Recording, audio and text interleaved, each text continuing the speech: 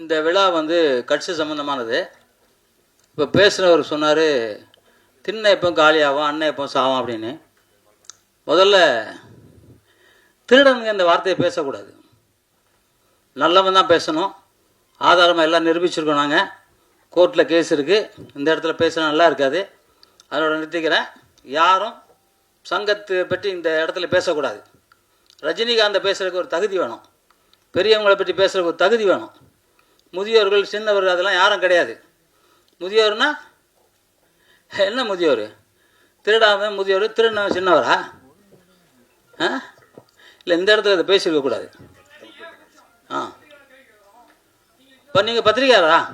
உட்காருங்க முதல்ல. நீங்கள் பத்திரிக்கை நான் ஒத்துக்க மாட்டேன்.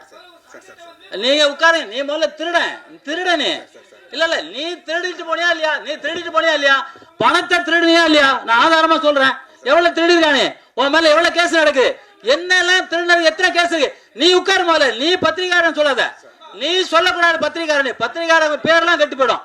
யாரு பத்திரிகாரங்க? பத்திரிகாரங்க யாரு? அவங்க அடுத்த நீ யாரு முதல்ல?